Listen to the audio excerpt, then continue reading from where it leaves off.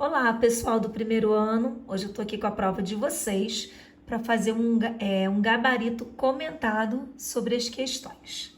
Bem, o texto era Calça Literária de Drummond.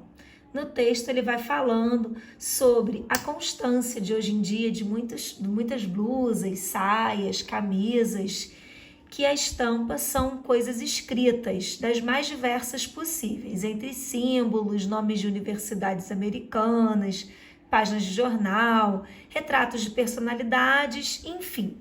E aí ele viu numa mulher, um dia desses na rua, uma calça que a escrita era muito especial, porque nela ele tinha vários trechos de poetas famosos. E aí, ao longo do texto, ele vai citando esses poetas e tais trechos. Por isso, calça literária. Bom, a primeira pergunta era para você explicar o fato que desencadeou a escrita do texto. Então, vamos lá. O fato que desencadeou a escrita do texto foi o que eu acabei de falar. Foi a calça de uma pessoa vista pelo autor que continha poemas em português dos mais variados autores, tá? Aí na letra B, explicar a confusão entre texto e textura sugerida pelo autor. A confusão seria que o texto eram as informações escritas na roupa, enquanto a textura vai se referir ao tipo de tecido utilizado, ok?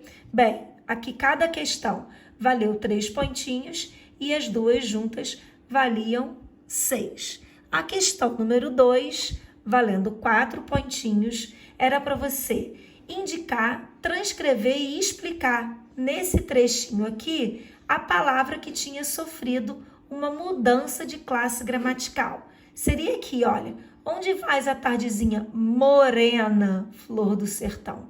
Morena, que normalmente é um adjetivo, mudou para substantivo. Na número 3, era para você retirar do texto uma frase que contém uma interjeição explicando o seu sentido. Então, nós tiramos ó, abelha imaginativa, e nesse caso, a interjeição ó vai expressar alegria, exaltação, satisfação. Qualquer um desses sentimentos ou dessas emoções estaria correto. Depois nós partiríamos para as questões objetivas. Na primeira, no trecho, hoje lê-se mais nos tecidos do que nos livros, o autor está querendo ampliar o conceito de leitura, está querendo valorizar os textos escritos nas calças, nas blusas, então para ampliar esse conceito de leitura, que não fica apenas nos livros. Na questão 5, no texto, o Drummond cita o verso de Vinícius de Moraes, mas que seja infinito enquanto dure. E nesse trecho, a gente tem ideias de temporalidade. E aí era para você achar essas mesmas ideias nos trechos abaixo de Marília de Dirceu. Então, a gente tinha ali, ó, na segunda estrofe, o tempo não respeita a formosura. Reparem que tá até grifado ali, ó, o tempo não respeita a formosura, mostrando que com o tempo as pessoas envelhecem, né? Ó, e da pálida morte a mão tirana, enfim, ele vai falando ali sobre a beleza que vai se esvaindo com o tempo. Depois nós temos esse mesmo conceito de temporalidade, começando aqui na estrofe 4ª. E aí nós temos ali, ó, enquanto os destinos impiedosos não voltam contra nós a face irada, ou seja, enquanto os destinos não nos degradam, né?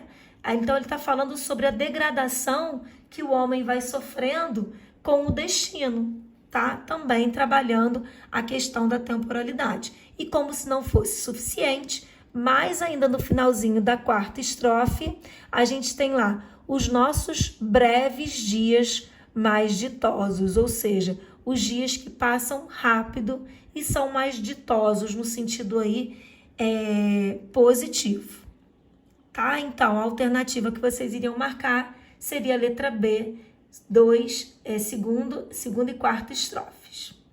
Bom, na questão C, a forma Questão 6. A forma espontânea da fala, essa aí estava muito fácil, né, gente? Está caracterizada. A gente tem logo aqui, ó, bicho, uma expressão oral, que é uma maneira da gente se referir às outras pessoas. Como se não bastasse, a gente ainda tem o uso do diminutivo ali, tardezinha, que seria uma forma mais espontânea. Depois, na questão 7, a gente tem o tempo não respeita a formosura, significa que o tempo desgasta a formosura. Como eu já falei lá em cima, o tempo traz os seus efeitos, né?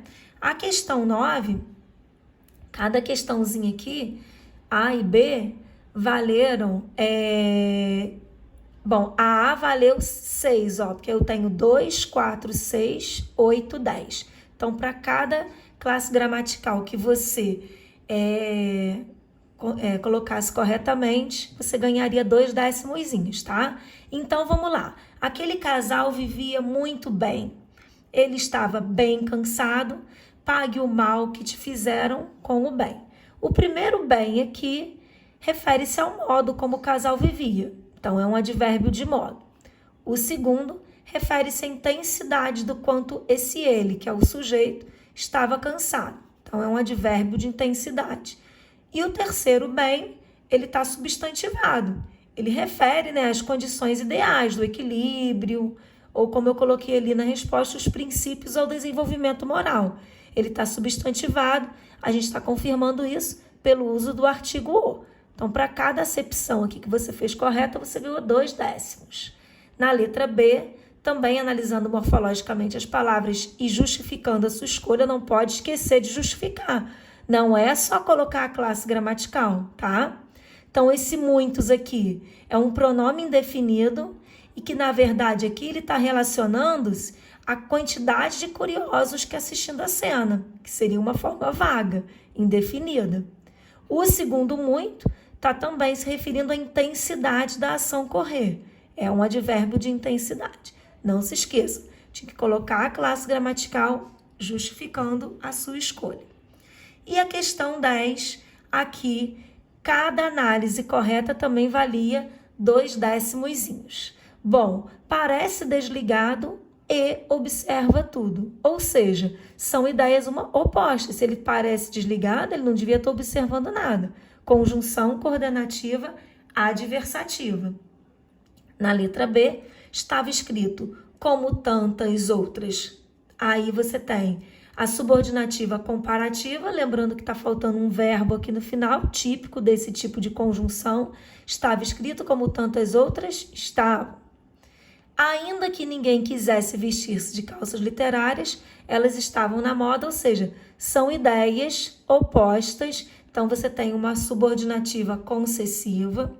Logo que o poeta saiu à rua, está se referindo ao momento com que o homem viu a tal calça literária, subordinativa temporal. Estava cansado e só pensava em dormir. São ideias sendo adicionadas, acrescentadas, conjunção coordenativa aditiva. Precisava refletir um pouco, saiu a caminhar, pois, quebrando a quarentena. Reparem que esse pois está depois aqui desse segundo núcleo verbal. Coordenativa conclusiva.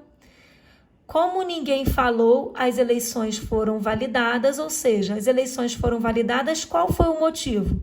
Ninguém ter falado. Subordinativa causal. E para terminarmos esse gabarito comentado, o calendário de provas seguiu o cronograma como a coordenação sugeriu. Reparem que como a coordenação sugeriu, já é algo previamente combinado.